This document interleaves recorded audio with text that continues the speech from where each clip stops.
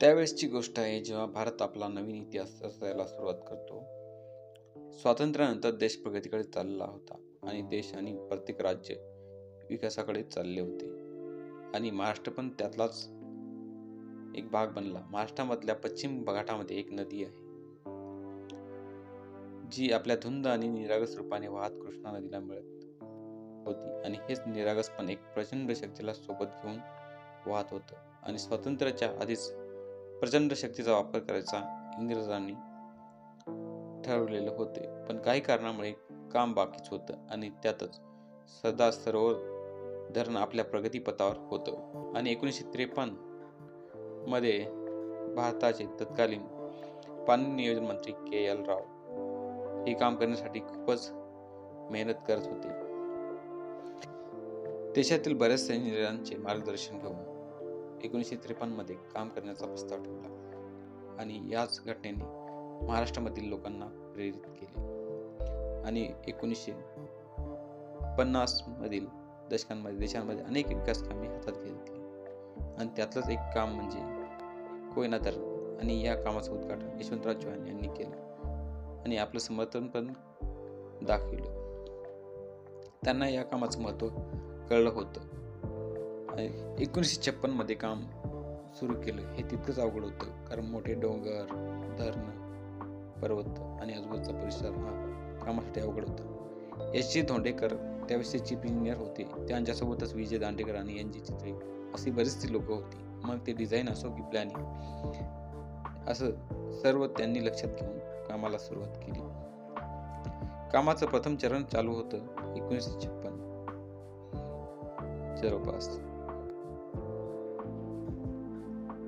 आणि ते होतं 1956 ते 1964 आणि त्यामध्ये मुख्य स्वरूप आणि एक स्लीपवे आणि पॉवर हाऊस बनवले गेले आणि त्यातून 320 मेगावॅट वीज निर्मिती करेल असा एक भुयारी पॉवर हाऊस बनवला.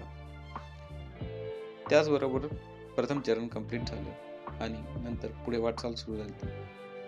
द्वितीय चरण आलं 1965 ते 1975 मध्ये ते बनवले आणि त्यामध्ये आणखी एक पॉवर हाऊस बनवलं गेलं ज्यामध्ये धरणामध्ये टोटल 800 मेगावॅट वीज निर्मिती आणि थोडीफार धरणाची उंची वाढवली गेली.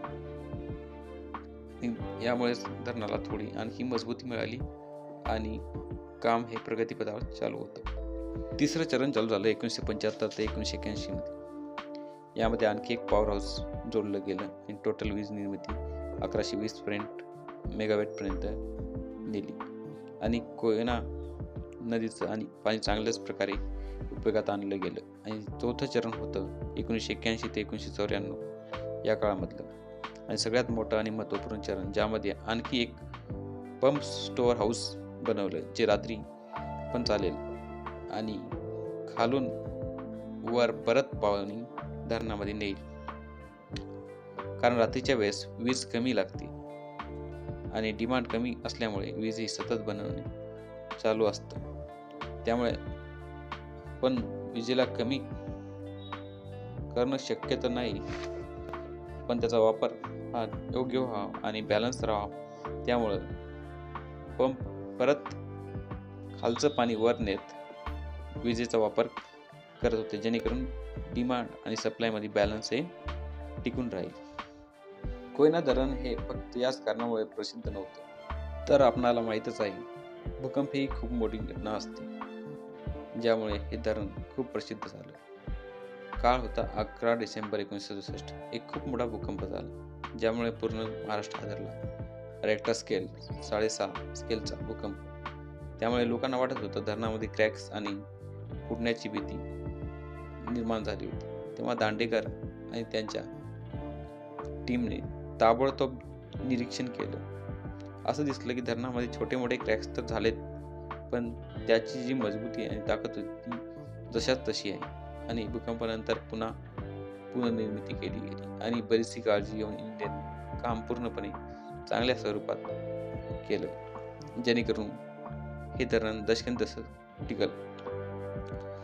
कोयना धरण फक्त त्याच्या मजबूतीबद्दल नाही, तर त्याच्या आजूबाजूच्या गोष्टींवर झालेले परिणाम आणि आजूबाजूच्या गावाला पण बदलाचा सामना करावा लागला.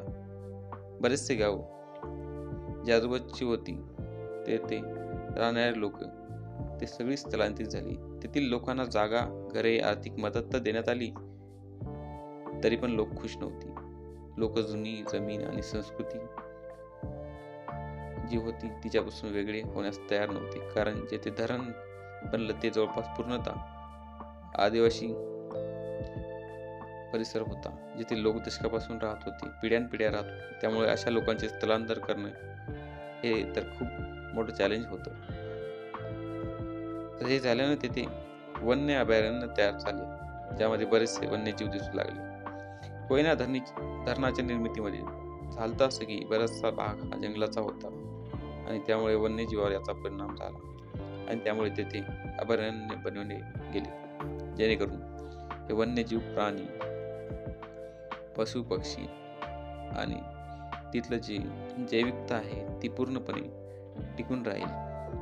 आणि अभयारण्य जेव्हा बनले त्यानंतर बरेचसा भाग हा धरणाचा होता, तो पूर्णपणे असा होता की तिथे पहिलेपासून वन्यजीवच राहायचे.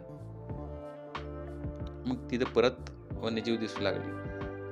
आज कोयना धरण महाराष्ट्राची एक संपत्तीच असल्यासारखे आहे. आज जवळपास 1000 मेगावॅट वीज निर्मिती होती.